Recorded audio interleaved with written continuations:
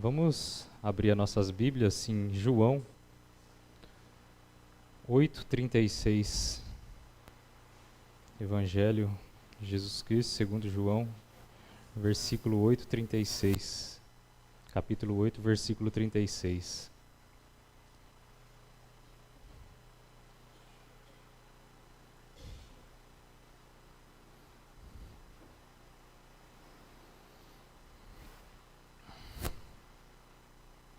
João 8:36, vamos ler todos juntos. Amém? Se, pois, o Filho vos libertar, verdadeiramente sereis livres. Amém? Vamos orar. Senhor Deus, nosso Pai, graças nós te damos pelo privilégio de estar hoje aqui na tua casa, no dia do Senhor, podendo te adorar, te agradecer, te louvar e aprender mais do Senhor, de tudo que o Senhor tem feito, de quem o Senhor é e de que o Senhor faz nas nossas vidas, na vida da tua igreja. Graças te damos, Pai, pela tua palavra que nos orienta, nos guia e nos mostra como devemos conduzir as nossas vidas. Pai, obrigado pelo perdão dos nossos pecados, pelas nossas perdoa também as nossas falhas, Pai. Agora, nesse momento, tira tudo aquilo que não é do teu agrado do nosso coração, tudo aquilo que nos impede de compreender a tua palavra com clareza. Tira, Pai, toda distração, tudo que nos impede, Pai, que teu Espírito Santo fale conosco. Que o teu Espírito Santo conduza a tua igreja a cada dia, Pai, na tua vontade, e que o Senhor nos conforme à imagem do teu Filho. É o que pedimos em nome de Jesus. Amém. Irmãos, já vamos começar, hoje o estudo do capítulo 20, da Liberdade Cristã. Nós terminamos o capítulo 19, mas queria apenas fazer dois comentários antes, Os irmãos sabem o dia da semana que é cometido mais idolatria no planeta Terra? Sem dúvida é o domingo. Por quê? Porque as pessoas vão na igreja, mas às vezes estão adorando ali um Deus que elas não conhecem. Elas estão prestando um tipo de culto que Deus não prescreveu. Então, domingo é o dia que mais se comete idolatria, não só por causa que é o dia do Senhor e muitas pessoas não guardam esse mandamento, mas porque as pessoas não conhecem a Deus verdadeiramente, não prestam um culto que Deus prescreveu. E guardar o dia do Senhor não é apenas a gente vir na igreja no domingo de manhã, ou à noite, ou de dia à noite. É muito mais profundo que isso. A gente não pode resumir esse mandamento apenas com algumas regrinhas que a gente tem que cumprir. É a nossa forma de gratidão a Deus, a gente pautar a nossa vida conforme Deus prescreveu. Uma ilustração, um filhote de leão. O leão é o animal mais forte do reino animal. Um filhote de leão, longe dos pais, o que acontece com eles? Certamente, em primeiro lugar, ele não vai ter o leite materno, ele vai acabar morrendo, e também ele vai ser uma presa fácil para outros predadores. E nós é a mesma coisa. Nós, longe da paternidade de Deus, nós somos presas fáceis aí para o pecado, para o mundo. Então a gente tem que estar cada dia mais firme na nossa paternidade. A gente tem que estar cada vez mais firme com Deus, que é o nosso Pai. Então, eu também queria compartilhar com os irmãos que eu tenho sido o mais beneficiado de estar aqui na frente. Eu confesso que me aprofundando mais nos estudos para compartilhar com os irmãos, eu tenho sido muito beneficiado e eu louvo a Deus por isso. Então hoje nós vamos, como eu disse, ver o capítulo 20 da Confissão de Fé, da liberdade cristã e da liberdade de consciência. Se você tem aí na sua Bíblia, né, se você tem no aplicativo, né, ela vai colocar no slide também para a gente tá lendo. Hoje nós vamos ver o inciso 1.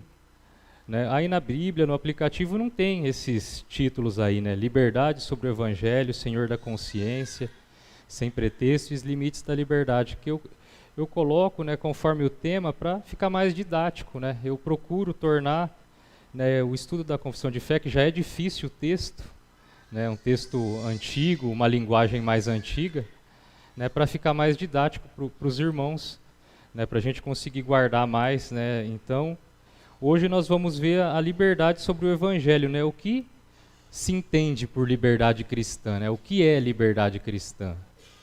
A gente não estamos mais sob o jugo da lei, como nós vimos, mas nós temos, né, que cumprir a lei, né, como forma de gratidão a Deus. Mas a gente é livre, né, sobre o Evangelho.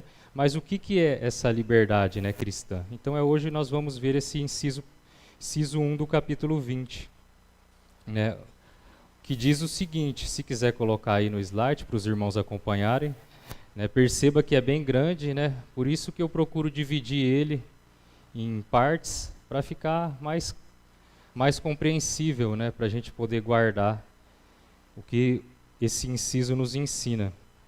Eu vou estar fazendo a leitura.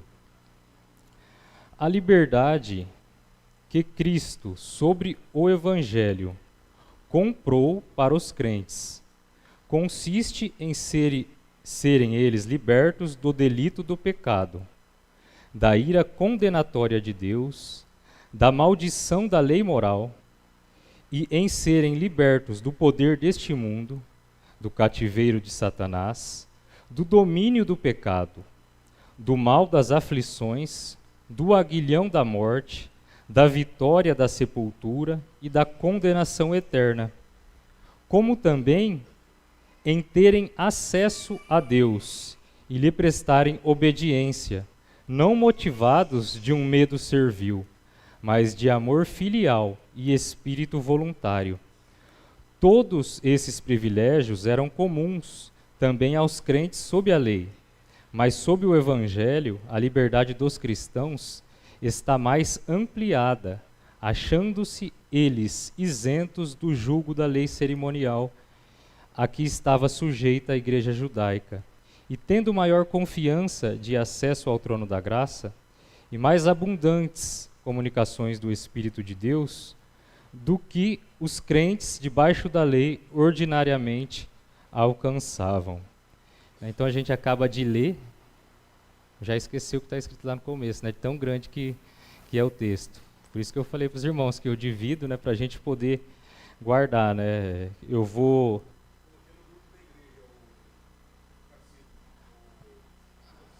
Ah, perfeito. A Silvia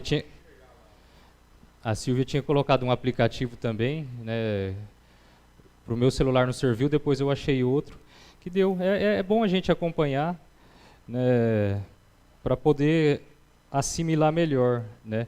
Então eu vou dividir esse textão aqui, irmãos, em 3 partes, né? A liberdade cristã da qual os crentes desfrutam foi comprada por Cristo, né? Tá aí no começo, né? A gente leu. O que a liberdade cristã significa para o crente e o que a liberdade cristã possibilita para o crente, né? Se quiser colocar ali, tem várias referências, né? A gente não vai... Ela colocou o esboço aí, né, do que a gente vai ver, né? E se tem as referências também, várias referências, a gente vai passar por quase todas, né? Como eu disse, o texto é grande, né? Então, a gente pode sintetizar ele, né, com 4 afirmações, né? Tem aí também no slide. A liberdade cristã e a liberdade secular não são idênticas, né? Então a gente não pode confundir, né? A liberdade cristã que Cristo comprou para nós, né, não é a mesma liberdade que a liberdade secular, né? E a liberdade da lei e a do pecado, elas são conflitantes, né? Também não são iguais. A liberdade que Cristo, né, nos comprou, liberdade da lei, não é a mesma liberdade que a gente tem do pecado, né? a gente também, elas são conflitantes, né?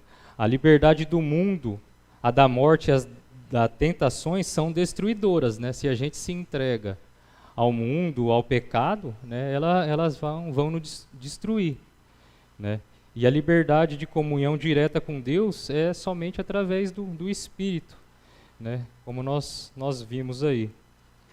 Né? João Calvino, né, ele diz que desde a antiguidade se sabe que há todo um mundo de vícios escondidos na alma humana.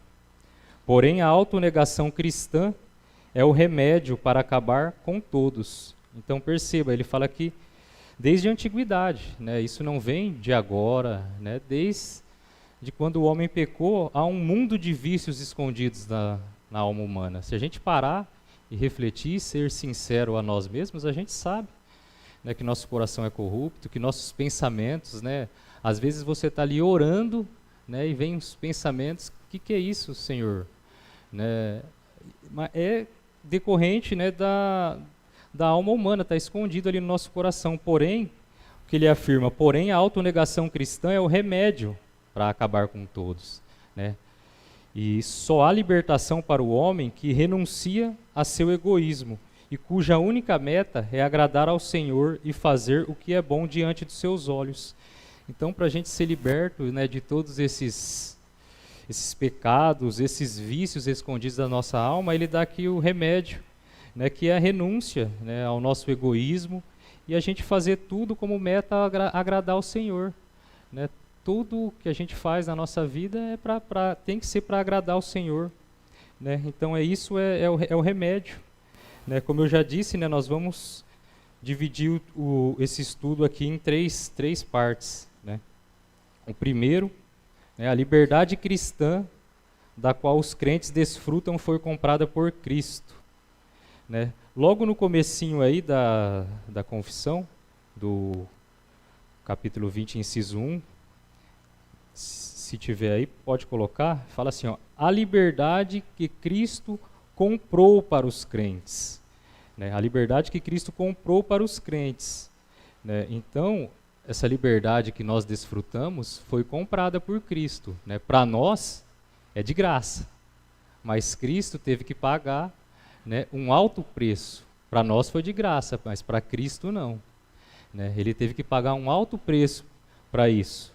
Né, nós lemos João 8,36, se pois o Filho vos libertar, serei verdadeiramente livres. Né, então, a liberdade que nós temos, essa liberdade cristã, essa liberdade sobre o Evangelho, foi comprada por Cristo. Para nós é dada de graça, mas por Cristo, né, pagou um alto preço. Né, a gente tem que fazer uma distinção, né, da liberdade secular versus a liberdade de Cristo, né? Como eu disse, a gente não pode confundir. No tempo de Cristo, né, prevalecia-se um conceito filosófico, né, que entendia que a liberdade é a autossuficiência, né? Os filósofos ensinavam que liberdade é você ser autossuficiente. O homem livre era aquele que era mestre de si mesmo, que governava a si mesmo, né? Ele não deixava se escravizar pelas circunstâncias, né? Era esse o conceito de liberdade no tempo de Cristo, né? E hoje, no conceito secular, né, a liberdade é a independência absoluta da vontade, né, tanto para o bem quanto para o mal, né? Você só é livre se você fazer o que você quiser, né? Esse é o conceito que o mundo nos ensina hoje, né? Qualquer restrição, né, a esses desejos, né, é um impedimento para a nossa liberdade. É isso que o mundo ensina hoje. Né, mas para o cristão, liberdade é a capacitação por atuação divina, né? Não é essa capacitação por nós mesmos, para rejeitar o pecado e exercitar o bem, né? Segundo a expressa vontade de Deus. O cristão é livre para crer em Deus, submeter a sua vontade, expressa nas Escrituras, é livre para lutar contra o pecado, né? Mas não é livre para se livrar dele, né? Nós somos livres para lutar contra o pecado, mas nós não somos livres para se livrar dele, né? Porque enquanto nós estivermos aqui nesse mundo, né, nós estamos sujeitos ao pecado, mas nós temos que lutar contra ele, né? A libertação do pecado, né, é a condição para a gente se arrepender, né, e confessar elas são obras de Deus realizadas em nós. Nós cremos, né, que a salvação primeiro vem de Deus, né, e elas são aplicadas a nós através do Espírito Santo. Né. Deus opera, né, tudo em todos, né, mas esse todos, né, não é todos, somente aos eleitos. Né, nós sabemos. Tudo que Cristo faz, né, ele aperfeiçoa a nossa vontade. Ele não elimina. Né, então, né, Deus trabalha de um jeito em nós que Ele vai a cada dia aperfeiçoando a nossa vontade. Né? Ele vai nos santificando. Não é que a gente não consegue fazer nada. Não, mas Deus vai aperfeiçoando a nossa vontade, mudando a nossa vontade, fazendo a gente amar o que Ele ama, odiar o que Ele odeia. Né? Então Ele vai nos aperfeiçoando. Né? Por isso que quando alguém é condenado, ele é responsável, né, pela sua condenação. Né? Se ele comete pecados, ele vai pagar pelos seus pecados, né? Mas também é tudo obra de Deus. Né? Cristo nos aperfeiçoa, Ele não elimina a nossa vontade. Né? O Salvador atua em nós, né, de tal maneira que a nossa vontade, os nossos propósitos, né, ele encontram, né, paz na nossa consciência, como nós estamos tratando aqui da consciência. Tudo que a gente faz, a gente, né, a gente fala, eu faço, estou fazendo para Deus. Né, a gente tem paz. Né, se a gente faz algo porque o pastor está mandando, algo porque senão a igreja, né, vai achar que eu não estou fazendo, não. Né, a gente faz pela nossa consciência, né, com o Espírito Santo atuando em nós. Né, dirigindo, né, as nossas ações. Deus vai participando, né, das nossas vidas, nos regenerando, né, interagindo com nós moralmente e espiritualmente. Né. Essa liberdade, né, começa ali na regeneração, né, quando nós somos regenerados, né, quando nós entregamos nossa vida ao Senhor, ali nós somos justificados, somos regenerados, e ela vai cada vez se aperfeiçoando através da santificação. Né? E como eu disse, é a mudança relacionada ali com a justificação, salvação. Né? Ela é o principal elemento da graça de adoção.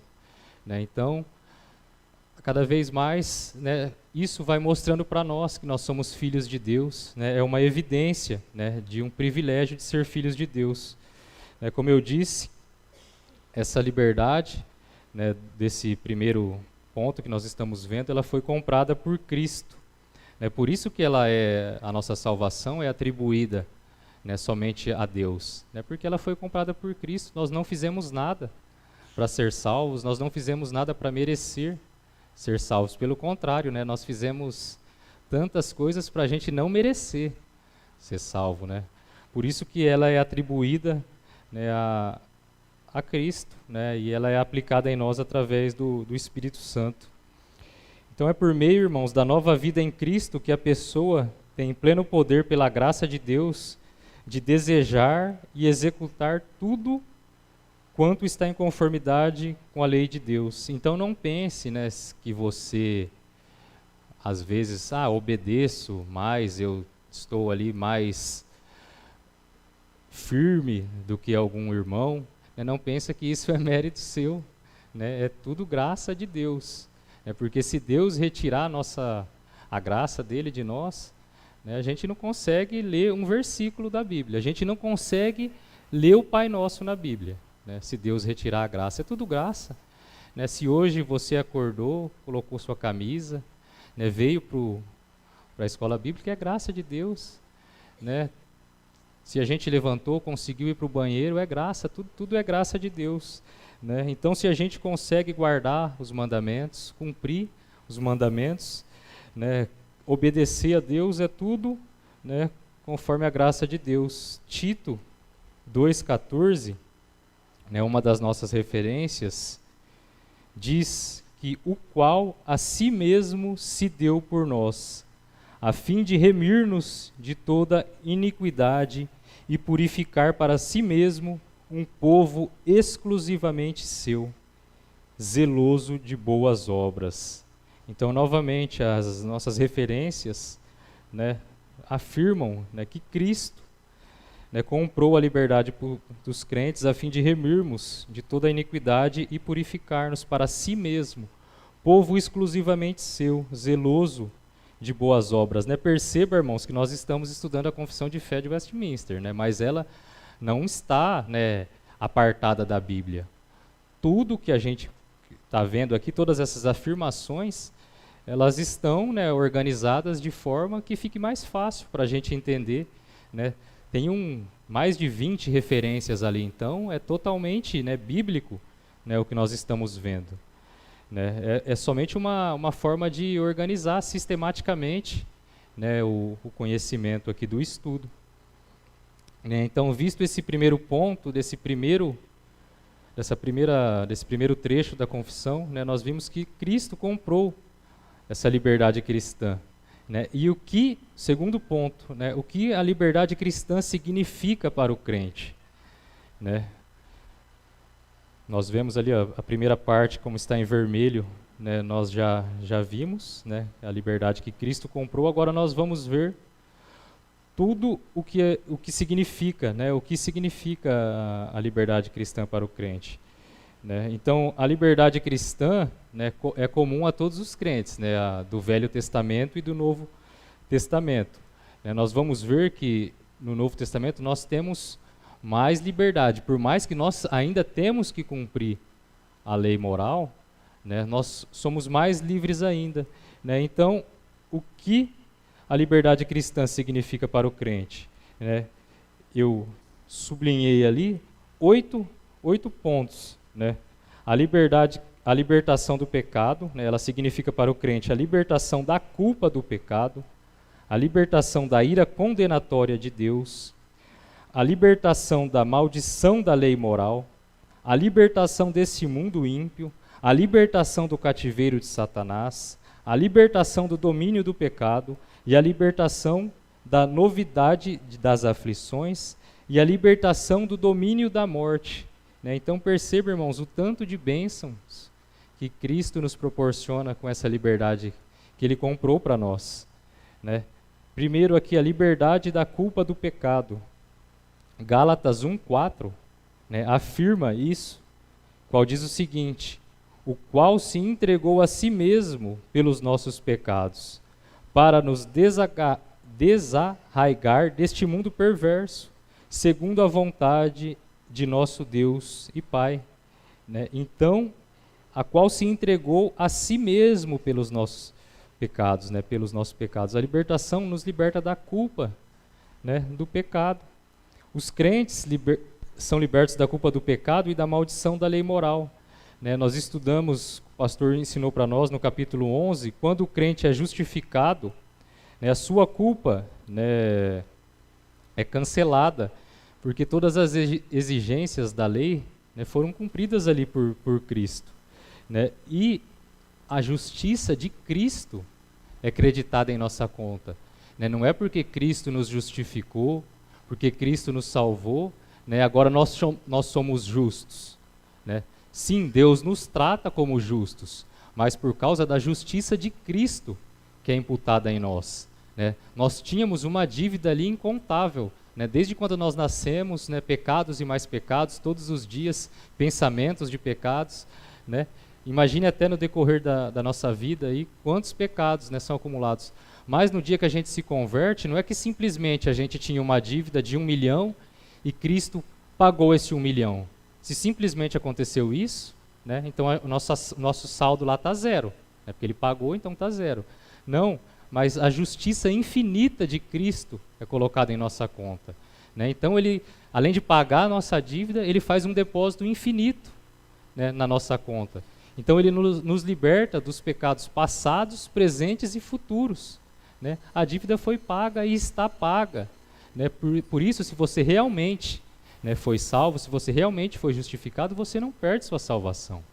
Né? Porque Cristo comprou. Então, né, Cristo só pagou ali, está zerado, então a gente pode, né, pecar de novo. Então Cristo nos pagou, se a gente acreditar que a gente pode perder a salvação. Né? Não é que tem pessoas que perdem a salvação, tem pessoas que nunca foram salvas, né, nunca foram alcançadas. Né, como nós falamos no último estudo, né, é fácil a gente enganar os outros irmãos, até a igreja para a gente se tornar membro. né? Mas vai chegar um dia, o dia do juízo, né, que nós não vamos ter como enganar o Senhor, né? A nossa vida de aparência não vai ter como a gente enganar o Senhor, né? Então, se você realmente foi salvo, se você realmente foi justificado, a justiça de Cristo foi imputada em você ali, né? Então é uma justiça positiva, né?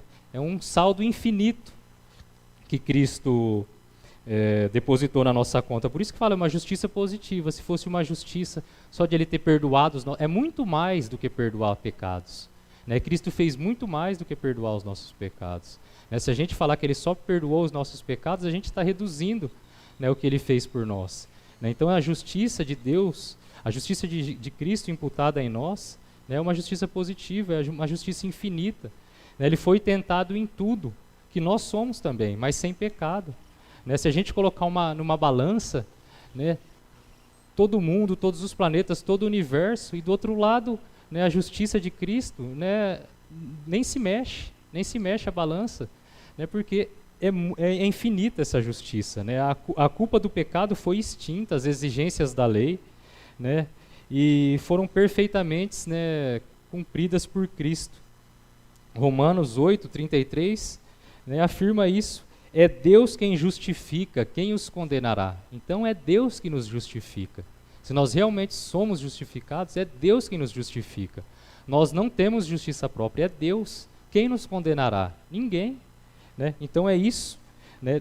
Cristo nos liberta da culpa do pecado. Então nós não andamos mais, né, preocupados com a culpa do pecado.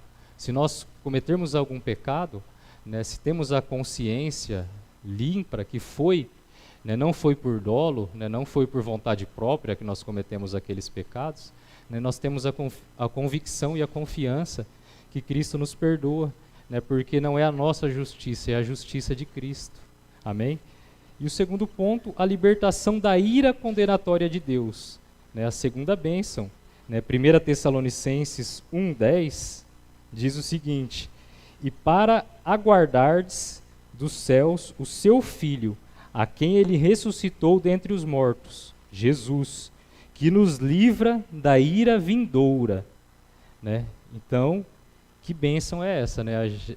A gente ser libertado da ira vindoura, né? A gente não tem noção, né, de qual é o tamanho dessa ira de Deus contra aqueles que cometem pecados, né? Aqueles que não estão debaixo da justiça de Cristo, né? A palavra nos afirma que terrível coisa é cair na mão do Deus vivo, né? Então, Cristo nos liberta, né? Nós fomos justificados. Quando nós somos salvos, justificados, nós temos uma paz com Deus, né? A palavra afirma que nós temos paz com Deus.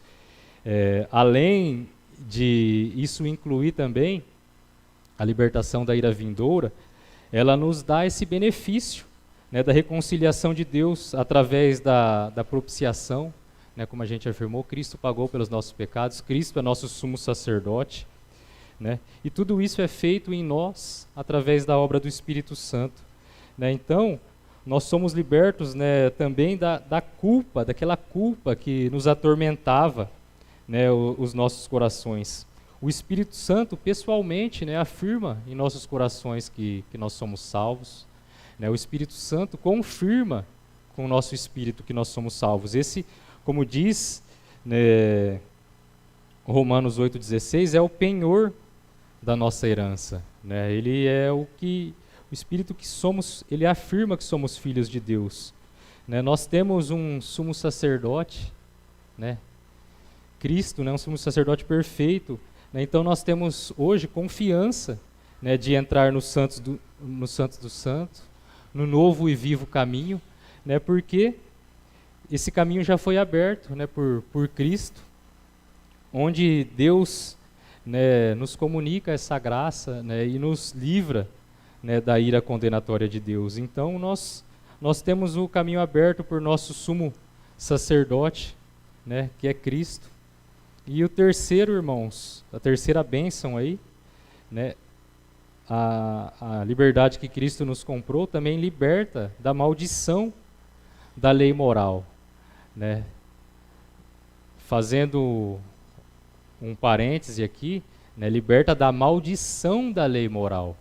Porque nós estudamos no capítulo 19 que a lei moral não foi revogada, né? Então, nós somos libertos da maldição da lei, para sermos condenados por essa lei, mas nós temos que cumprir essa lei. Gálatas 3:13, né? Toda aula a gente lê esse versículo, que fala que Cristo nos resgatou da maldição da lei, fazendo-se Ele próprio maldição em nosso lugar, porque está escrito: maldito todo aquele que for pendurado no madeiro.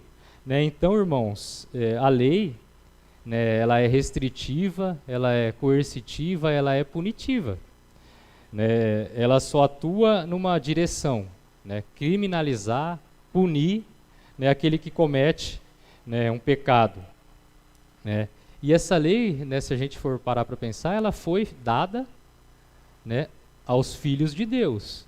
A lei era somente para punir, né, para restringir ali, ela foi dada aos filhos de Deus. Mas para quê?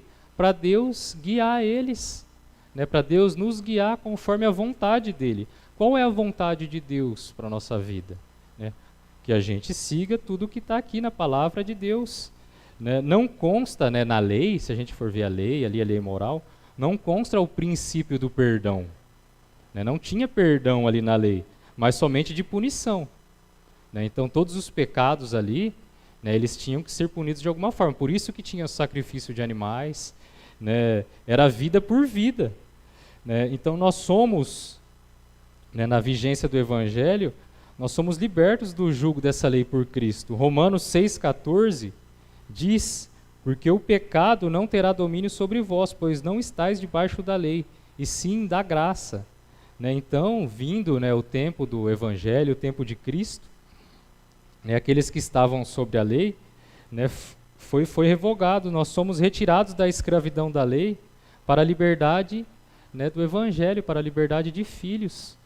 Né? Então, nós somos libertos da maldição da lei, dessa condenação que a lei traz. Se nós não estamos sobre o Evangelho, nós estamos, né, sobre o jugo da lei. Então, e a gente sabe que ninguém pode ser salvo por cumprir toda a lei.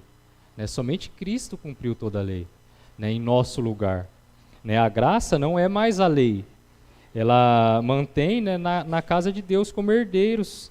Deus vence o pecado em nós, porque nós não fomos capazes de vencê-los, de vencer o pecado pela lei. Deus, Jesus Cristo, cumpriu, né, toda a lei para nós, porque nós não éramos, né, capazes de cumprir.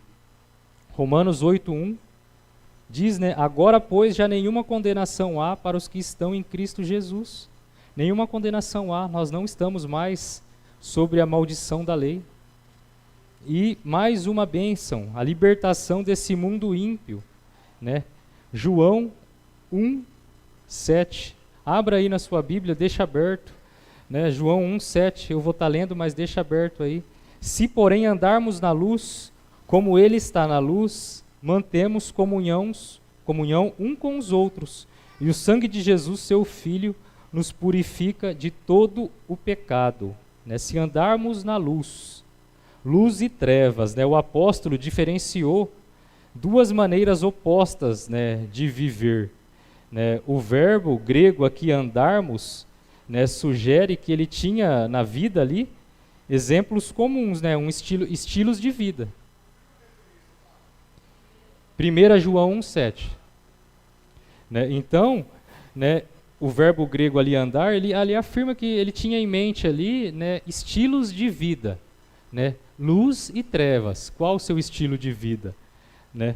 Caminhar na luz não significa perfeição ou impecabilidade. Não significa isso. Né?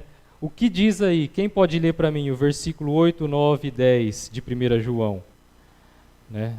Levanta a mão aí, um microfone vai chegar aí.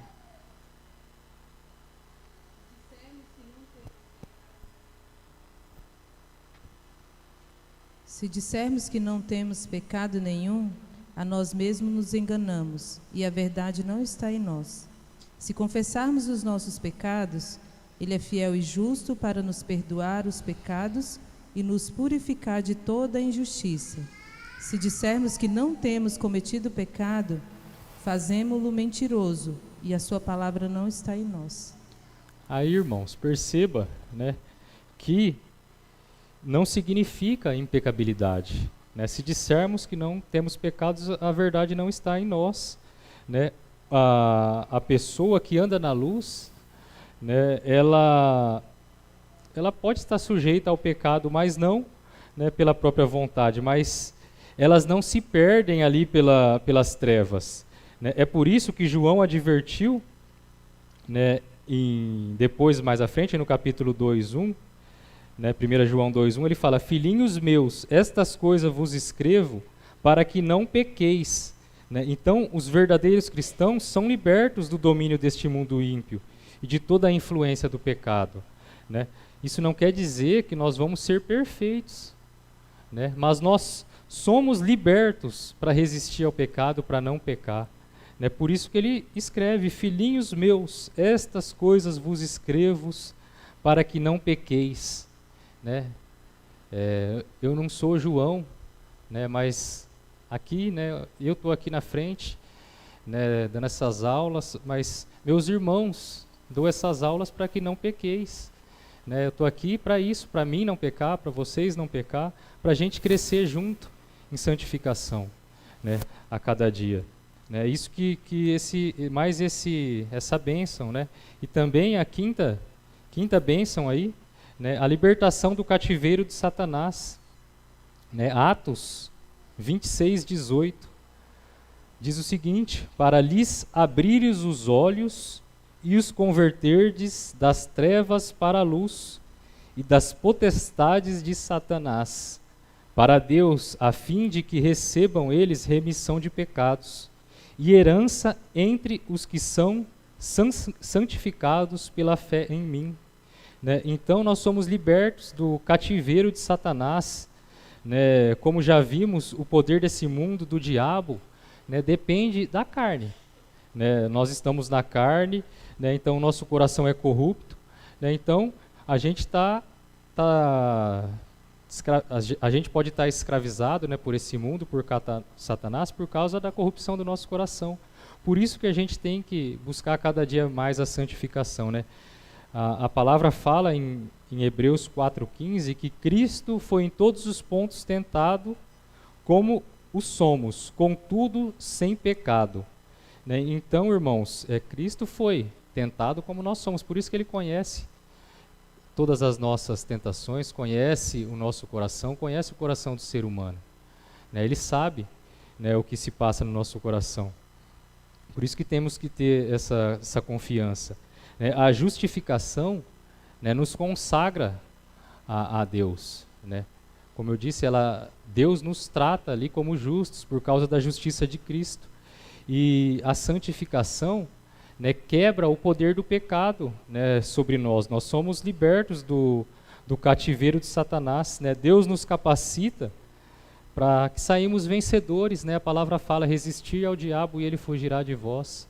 Né? Então ele nos dá essa força para resistir ao diabo. Né? Então a gente tem que saber que até Satanás está sujeito a Deus. Né? Ele ali vai fugir de nós quando Deus nos capacitar. Né? Deus intercepta ali ele conhece as nossas fraquezas, né? e restringe até mesmo Satanás. Né? Nós não podemos dizer que eu não tenho força para resistir a esse pecado, eu sou muito fraco. Não. Deus nos capacita para vencer qualquer pecado. Nós somos libertos. Né? Se Cristo realmente, aqui fala que Cristo comprou, né, essa liberdade, então nós somos libertos do cativeiro de Satanás. Nós não podemos dizer que nós não conseguimos resistir a isso, resistir àquilo, não. Né? Cristo nos comprou, a palavra é verdadeira. Né? Amém? E mais uma bênção, né? Quantas bênçãos, não sei nem se vai dar tempo de acabar todas, né? Vai dar sim. Libertação do domínio do pecado. Né? Romanos 6,14 diz, né, que porque o pecado não terá domínio sobre vós, pois não está debaixo da lei, sim da graça. Nós vimos, né, isso já. Né? Fomos libertos da escravidão do pecado, do domínio do pecado. Romanos 7, 23, afirma que há uma guerra, sendo travada dentro de nós. Romanos 7, 23. Mas vejo os meus membros, outra lei, que guerreando contra a lei da minha mente, me faz prisioneiro da lei do pecado que está em meus membros. Paulo, dizendo isso, que há uma guerra sendo travada dentro dele, é uma guerra sendo travada dentro de nós. Nós, com a nossa mente, com o nosso espírito, nós queremos obedecer a Deus, mas nosso corpo, nossa carne quer que a gente obedece, que a gente atenda aos nossos desejos ali, às nossas vontades. Então, a gente só vai conseguir ganhar essa guerra se a gente fortalecer mais o nosso espírito. A gente sabe disso. O pecado está presente em nosso corpo, enquanto nós não formos glorificados ali, o pecado vai estar presente. Mas nós temos que nessa guerra fortalecer mais o nosso espírito. Por quê? Porque nós não temos ninguém menos do que o Espírito de Deus dentro de nós, o Espírito Santo. O Espírito Santo não é poderoso para fazer a gente resistir ao pecado? É o próprio Deus dentro de nós, que nos capacita. Se alguém puder ler aí Romanos 8:11, que vai afirmar isso daqui que eu disse. 8:11. Se habita em vós o Espírito daquele que ressuscitou a Jesus Cristo dentre os mortos, esse mesmo que ressuscitou a Cristo Jesus dentre os mortos, vivificará também o vosso corpo mortal por meio do seu Espírito que em vós habita. Amém. Qual é a primeira palavra que está escrita aí nesse versículo? Se habita em vós. Se, Se. O que é esse se? É uma conjunção subordinativa condicional, É uma condição, Se o Espírito de Deus habita em vós, Se o Espírito realmente habita em vós. Então existe uma condição, somente se o Espírito Santo estiver em vós, você não terá domínio sobre o pecado. Se o Espírito Santo não estiver em vós, você não vai ter domínio sobre o pecado. Isso daqui é uma condição. Só esse versículo aqui eu acho que daria para a gente falar 1 hora, mas só o se mostra que é uma condição. O Espírito precisa habitar em nós. Então nós temos que parar, a cada dia, nós somos exortados a fazer um autoexame em nós. O Espírito realmente habita em nós, Eu realmente nasci de novo, eu realmente fui justificado. Talvez alguém que esteja ouvindo não tenha essa confiança, que o Espírito realmente habita nele. Então nós temos que fazer um autoexame. Realmente o Espírito de Deus habita em vós, é uma condição. Esse se, aí no início do versículo. Então, se o Espírito Santo habitar em nós, nós vamos ter domínio sobre o pecado. Mas se não habitar em nós, nós não vamos ter domínio do pecado. Nós não vamos ser libertos do domínio do pecado. Amém? E também o 7, libertação da novidade das aflições. Salmo 119, 71, fala que foi-me bom ter passado eu pela aflição, para que eu aprendesse os teus decretos. Nós somos libertos das aflições, por Cristo, mas o salmista afirma aqui que quando ele passou pela aflição foi bom. Então isso não quer dizer que nós vamos ser libertos de todas as aflições. Nós não pregamos, o Evangelho não afirma que nós não vamos passar dificuldade nessa vida. Pelo contrário, Jesus afirma, no mundo tereis aflições. Mas olha o que o salmista fala, foi-me bom ter eu passado pela aflição, para que eu aprendesse os teus decretos. Muitas vezes, nós só oramos mais, só lemos mais a palavra, só viemos mais à igreja quando a gente está em aflição. É ou não é? Então, foi-me bom ter passado pela aflição. Às vezes, você pode estar passando por alguma aflição, mas tenha no coração o que o salmista tem aqui. para que eu aprendesse os teus decretos. Né? J.C. Ryle, ele afirma que todas as doenças, né, aflições, se nos levam a Cristo, a Bíblia e a oração, na verdade são bênçãos. Né? É isso que está dizendo. Né? Deus está preocupado sim com a nossa vida aqui, com o nosso bem-estar, mas muito mais com a nossa vida eterna, com a nossa santificação. Então que tenhamos, né, essa mentalidade do salmista. Nós somos libertos das aflições, sim, né? Mas se passarmos por essas aflições, né, pensar que são bênçãos. Muitas vezes algumas aflições são causadas por nós mesmos, né, pelos nossos pecados. Mas pode ser que venha aflições, né, que não são causadas por nós, né? Uma morte de um familiar, né, de alguém, uma dificuldade, né, inúmeras, né, milhares, né, de aflições, mas que tenhamos a convicção, né, que, como salmista, foi-me bom ter passado pela aflição para que eu aprendesse os seus decretos. Né. Novamente, né, até, né, essas aflições, também as aflições da morte, né, nos liberta. E a última bênção aí desse segundo ponto, a libertação do domínio da morte. Né? 1 Coríntios 15, 54 a 57. Né?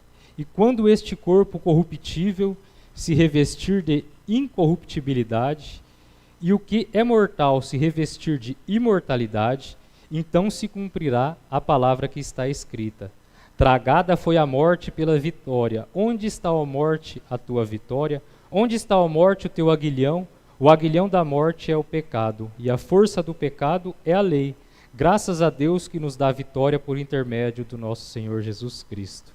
Dá até vontade de cantar, né? Onde está, ó morte? Né? Mas, irmãos, aqui perceba, nós somos libertos até do domínio da morte. Né? Um dia Cristo, né, vai nos ressuscitar, né? Nós somos salvos, libertos, nós vamos ter a vitória, né, do túmulo e da condenação eterna. Né? Então, aqui a primeira coisa, né, que acontece é o perdão dos nossos pecados. Quando nós temos ali, né, nós entregamos nossa vida a Cristo, perdão dos nossos pecados, nós somos santificados, mas nós não estamos livres da morte.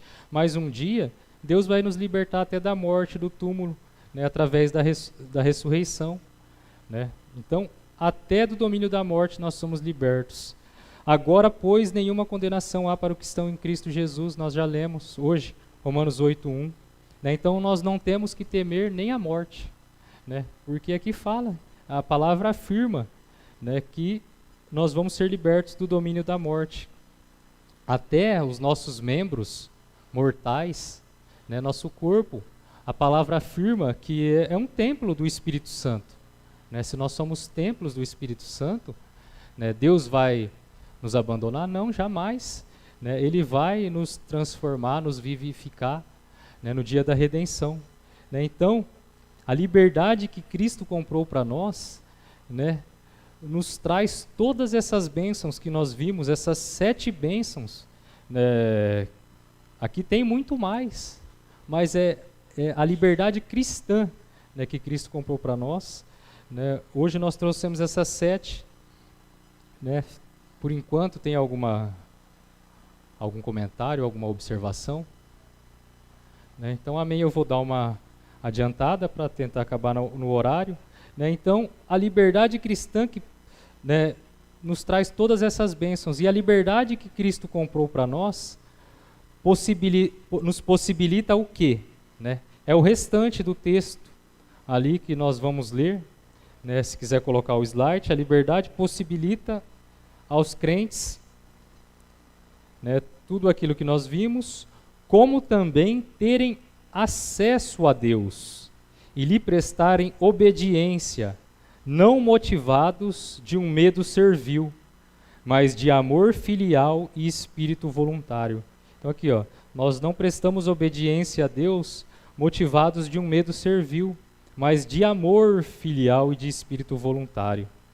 Todos esses privilégios eram comuns também aos crentes sob a lei.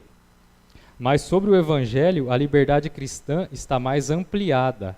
achando-se ele isentos do jugo da lei cerimonial, a qual estava a igreja sujeitada à igreja judaica, né? Então, por que a nossa liberdade é maior? Porque nós somos libertos da lei cerimonial, nós não precisamos mais, né, ir lá realizar sacrifícios, né? Não é só o sumo sacerdote que tem acesso a Deus, nós temos acesso a Deus, né? Então a nossa liberdade é muito mais ampliada, né?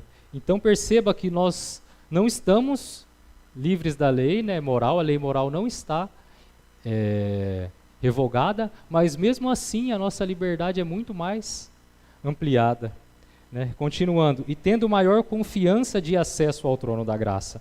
Aquilo que eu acabei de dizer, nós temos acesso ao trono da graça e mais abundantes comunicações do Espírito de Deus do que os crentes debaixo da lei ordinariamente alcançavam, né? Nós sabemos que, né, Jesus falou, enquanto eu não for, o Espírito de Deus não vai vir em vocês. E somente lá em Atos, em Pentecostes, que Deus, né, derramou o Espírito Santo nos crentes. No Velho Testamento, o Espírito Santo vinha ali, né, atuava em alguém, né, mas não morava, não habitava. Mas hoje, né, depois do que Cristo veio e subiu aos céus, está à direita do trono de Deus, né, nós temos essa bênção do Espírito Santo, né, em nós.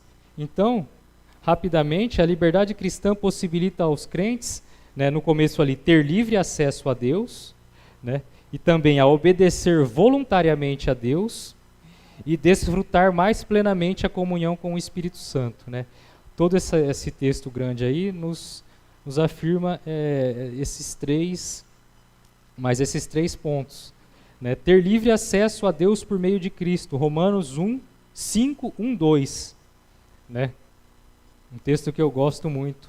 Justificados, pois, mediante a fé, temos paz para com Deus, por meio de nosso Senhor Jesus Cristo, por intermédio de quem obtivemos igualmente acesso, pela fé, a esta graça na qual estamos firmes e gloriamo-nos na esperança da glória de Deus, né? Então nós temos livre acesso a Deus por meio de Cristo, né? O crente do Novo Testamento é libertado da lei cerimonial.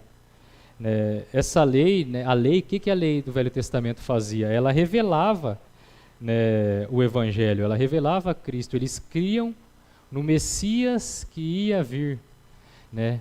Eles eram salvos olhando para frente, crendo no Salvador.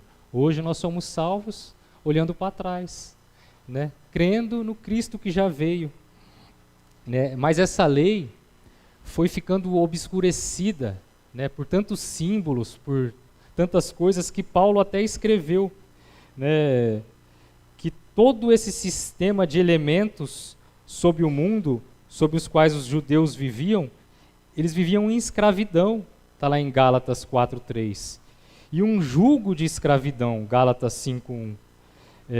Essas ordenanças carnais que a eles eram impostas até o tempo da reforma, né, resumindo aí Hebreus 9:10.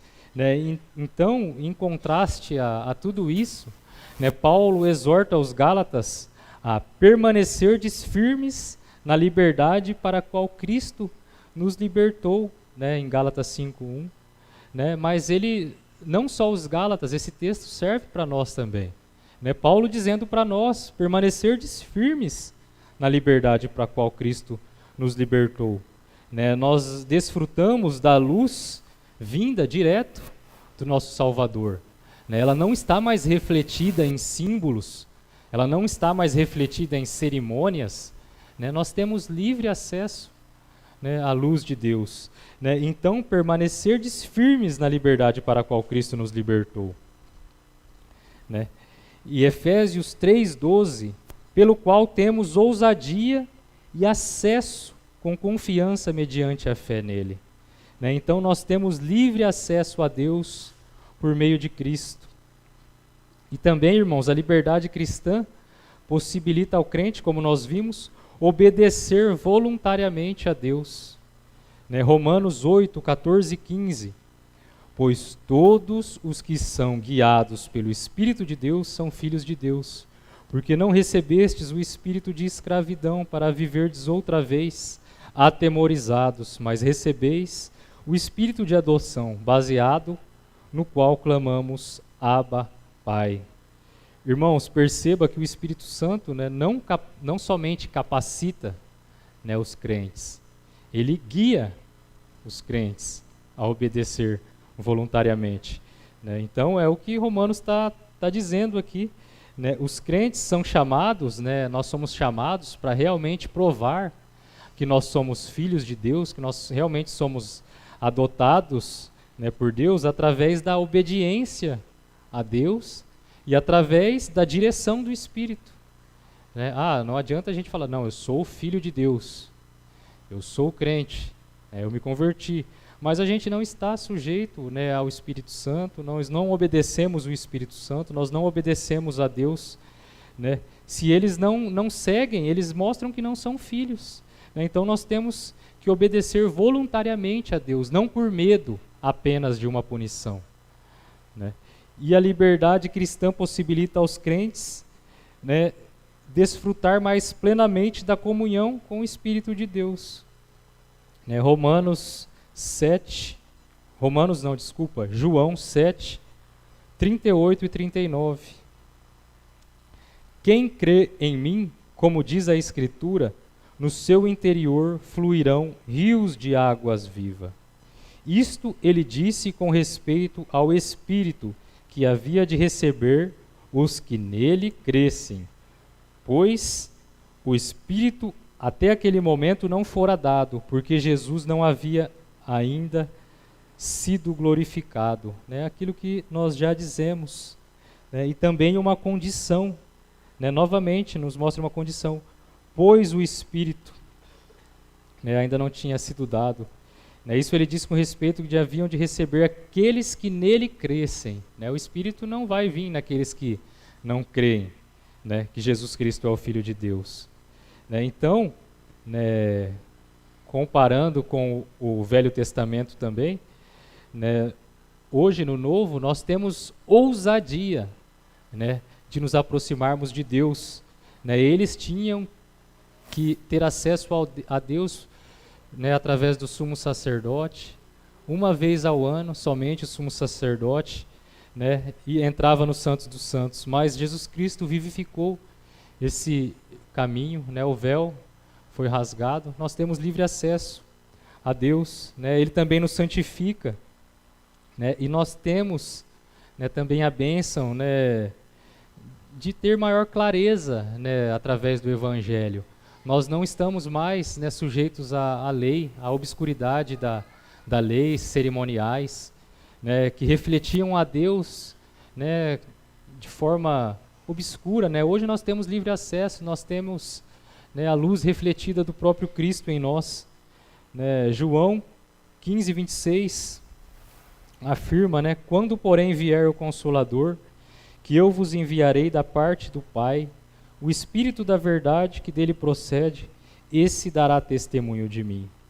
Né? Então, irmãos, eu já disse, né, anteriormente que o Espírito Santo ainda não tinha sido dado, né, porque Jesus não tinha sido glorificado, mas depois da ascensão, né, no dia de Pentecostes, Pedro disse, né, que se cumpriu a profecia, né, em Atos ali 2, 16, 17, que ele foi exaltado à destra de Deus, havendo recebido do Pai a promessa do Espírito Santo, e derramou isto que ora vedes e ouvides.